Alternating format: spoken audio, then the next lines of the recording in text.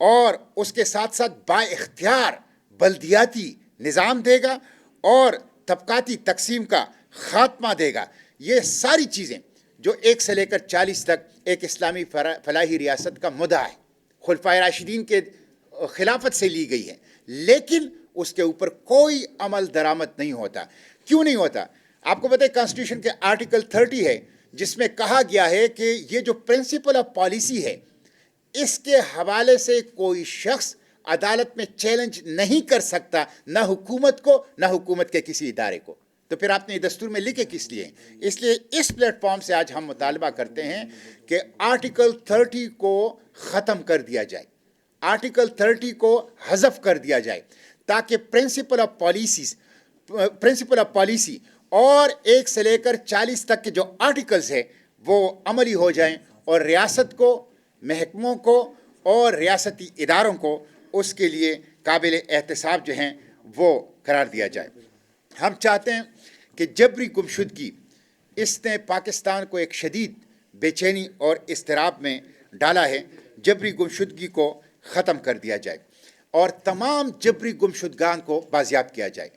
10,000 سے زائد لوگ جبری طور پر گمشدہ ہیں. ابھی 2 دن پہلے میں پشاور یونیورسٹی گیا، تمام طلبہ تنظیموں نے، اسٹوڈنٹس آرگنائزیشن نے پشاور میں اکٹھ کی ہے، اس لیے کہ پشاور یونیورسٹی کے 2 طلبہ عدنان وزیر اور خبیب وزیر ان کو اغوا کر دیا گیا، دن دہاڑے اغوا کر دیا گیا ہے.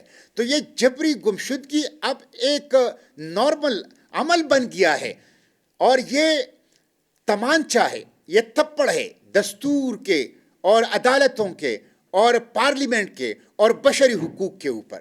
اس لیے جبری گمشدگی کو بالکل برداشت نہیں کیا جا سکتا. تمام جبری گمشدگان کو بازیاب کر دیا جائے. ماورائے عدالت قتل اور مسح شدہ لاشوں اس کا سلسلہ بند کر دیا جائے.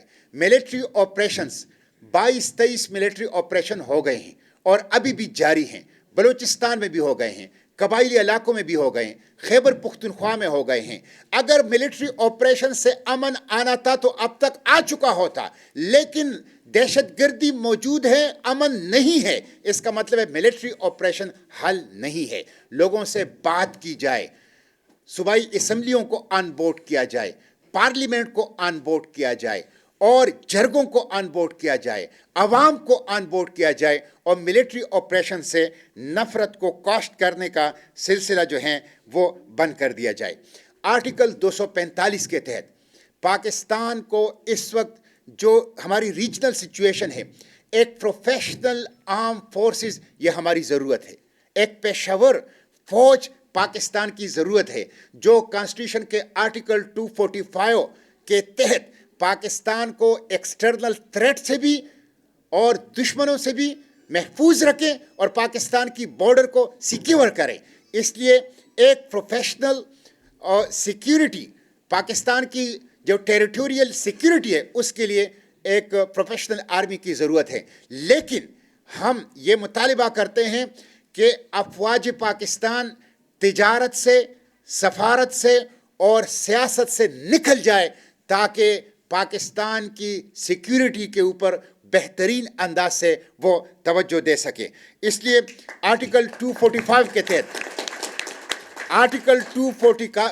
کے تحت پاکستان کی جو ٹیریٹوریل سیکیورٹی ہے اور جو بارڈر کی سیکیورٹی ہے یہ افواج پاکستان کی پیشہ ورانہ ذمہ داری ہے اور تجارت اور سفارت اور سیاست میں افواج پاکستان کی انوالومنٹ آرٹیکل 245 کی بھی خلاف ورزی ہے اور ان کے ساتھ ظلم ہے.